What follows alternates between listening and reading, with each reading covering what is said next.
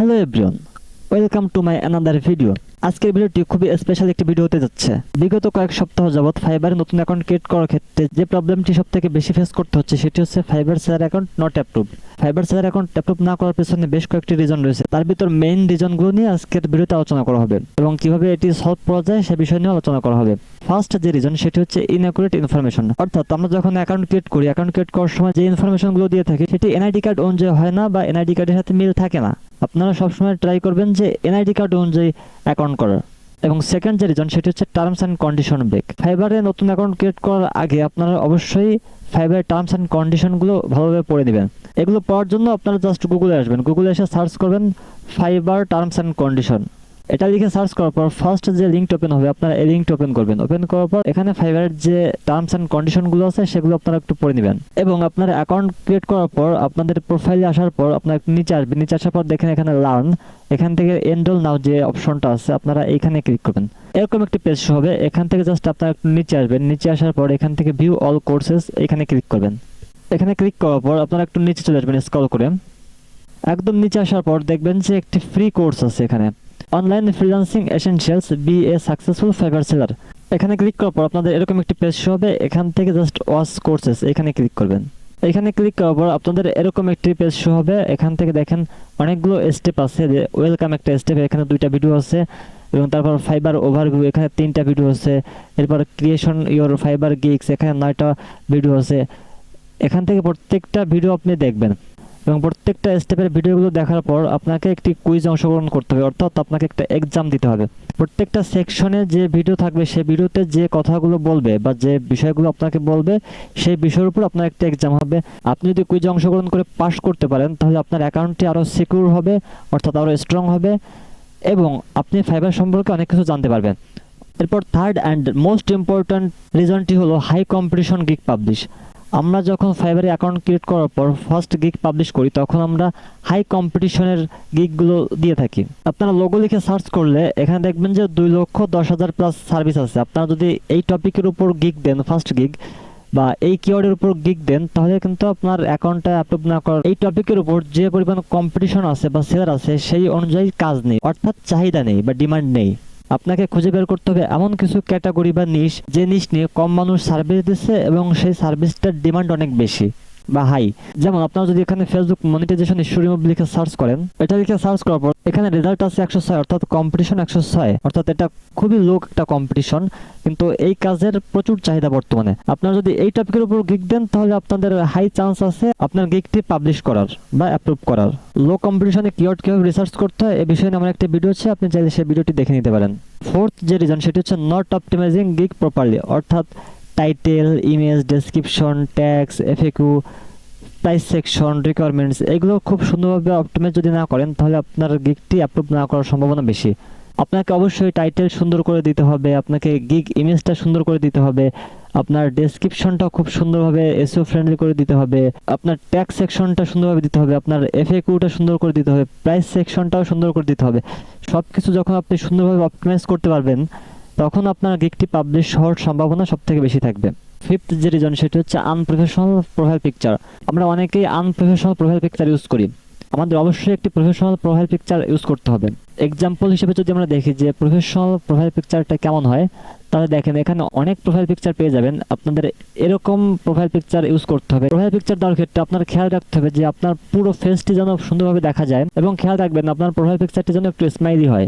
দেখেন এখানে প্রত্যেকের প্রোফাইল পিকচার কিন্তু স্মাইলি। যদি আপনারা ব্যাকগ্রাউন্ড রিমুভ করেন তাহলে অবশ্যই ব্যাকগ্রাউন্ডে একটি সলিড কালার বা একটি প্রফেশনাল খুব ডিপ কালার আপনারা ইউজ করবেন, একটা হালকা লাইট ওয়েট কালার ইউজ করবেন। সিক্সথ যে রিজন সেটি হচ্ছে copyright or AI generated description. আমরা চ্যাট জিপিটি বা চ্যাট জিপিটির মতো কোনো এআই দিয়ে যদি ডেসক্রিপশন লিখে থাকি তাহলে এটা ফাইবার বুঝতে পারে যে এটি চ্যাট জিপিটি অথবা কোনো এআই জেনারেটেড কন্টেন্ট বা ডেসক্রিপশন, এটা ফাইবার খুব সহজেই বুঝতে পারবে।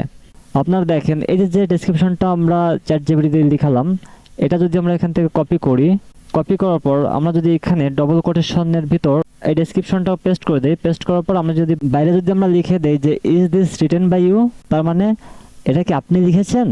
আমরা যদি এটা চ্যাট জিপিটিকে বলি তাহলে দেখি কি রেজাল্ট আসে। দেখেন এখানে ChatGPT সুন্দরভাবে বলে দিচ্ছে যে yes, the text you provided is written by me.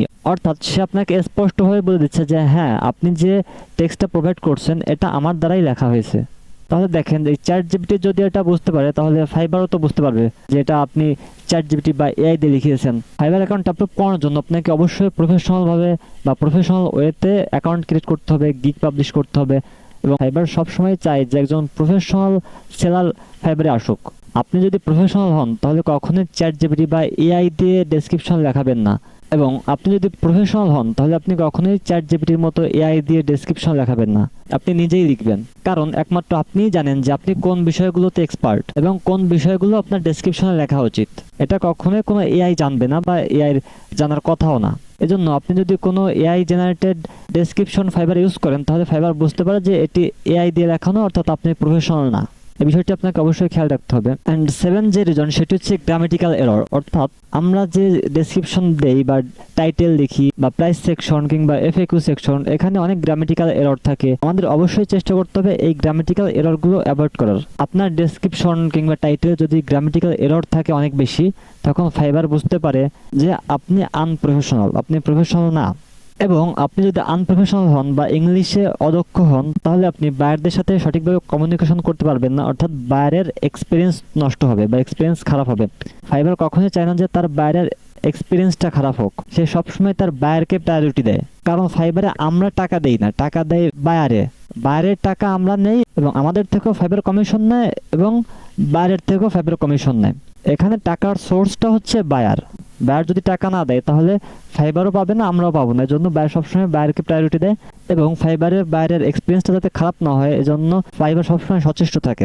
Number 8 যে রিজন সেটি হচ্ছে নট অ্যাডিং পোর্টফোলিও। ফাইবারে নতুন একটি আপডেট নিয়ে আসছে যেখানে আপনি প্রোফাইলে পোর্টফোলিও অ্যাড করতে পারবেন। আপনি গিগ পাবলিশ করার আগে আপনার প্রিভিয়াস যে ওয়ার্ক আছে সেই ওয়ার্কটা এখানে আপলোড করবেন, অর্থাৎ আপনি পোর্টফোলিও অ্যাড করবেন। যদি আপনি পোর্টফোলিও অ্যাড করেন তাহলে আপনার গিগটি পাবলিশ হওয়ার চান্স অনেক বেড়ে যাবে। ফাইবার বুঝতে পারবে যে আপনি একজন প্রফেশনাল। ফাইবারকে সবসময় ফিল করতে হবে যে আপনি একজন প্রফেশনাল ফ্রিল্যান্সার। ফাইবার যদি এটা বুঝতে পারে যে আপনি প্রফেশনাল তাহলেই আপনার গিগ কিংবা আপনার প্রোফাইল অ্যাপ্রুভ করবে তারা। এজন্য আপনার পোর্টফোলিওটা অ্যাড করে নেওয়া খুবই গুরুত্বপূর্ণ। এবং 9 যে রিজন সেটি হচ্ছে নট ম্যাচ স্কিল। অর্থাৎ আপনি লো কম্পিটিশন গিগ রিসার্চ করতে গিয়ে এমন একটি গিগ পাবলিশ করলেন যেটার সাথে আপনার প্রোফাইলের কোনো সম্পর্ক নেই। অর্থাৎ আপনি আপনার প্রোফাইলে ওয়েব ডিজাইন বা ওয়েব ডেভেলপমেন্ট রিলেটেড স্কিলগুলো অ্যাড করছেন এবং প্রোফাইল ডেসক্রিপশনেও সেগুলোই লিখেছেন, কিন্তু আপনি লো কম্পিটিশনের গিগগুলো রিসার্চ করতে গিয়ে আপনি পাবলিশ করলেন এমন একটি স্কিলের গিগ যে স্কিলগুলো আপনার প্রোফাইলে অ্যাড করা নেই। মনে করেন আপনার প্রোফাইলে অ্যাড করা আছে ওয়েব ডিজাইন অ্যান্ড ডেভেলপমেন্ট, আপনি গিগ পাবলিশ করলেন ডিজিটাল মার্কেটিং রিলেটেড। এক্ষেত্রে আপনার অ্যাকাউন্টটি বা গিগটি অ্যাপ্রুভ না করার হাইলি চান্স আছে। এই বিষয়গুলো মাথায় রেখে আপনি যদি এগুলো সঠিকভাবে ইউটিলাইজ করতে পারেন তাহলে আপনার সেলার অ্যাকাউন্ট অ্যাপ্রুভ হওয়ার সম্ভাবনা 50% থেকে বেড়ে 95% হয়ে যাবে। অ্যাকাউন্ট ক্রিয়েট করার পর প্রোফাইল সেটআপের আগে আপনাকে অবশ্যই ডিসাইড করতে হবে যে আপনি ফার্স্ট গিগটি কোন স্কিলের উপর দিতে চাচ্ছেন। আপনি যে স্কিলের উপর দিতে চান সেই ক্যাটাগরি রিলেটেড স্কিলগুলো আপনার প্রোফাইলে অ্যাড করতে হবে। এরপর আপনার গিগ এবং অ্যাকাউন্ট অ্যাপ্রুভ করার পর আপনি আপনার প্রোফাইল থেকে সবকিছু এডিট করে নেবেন। এডিট করে আপনি যে রিলেটেড কাজগুলো করতে চান বা যেগুলোর উপর আপনি এক্সপার্ট ওইগুলো অ্যাড করবেন। তারপর আপনি ওই গিগটা থাকা অবস্থায় আপনার ক্যাটাগরি রিলেটেড গিগ পাবলিশ করবেন।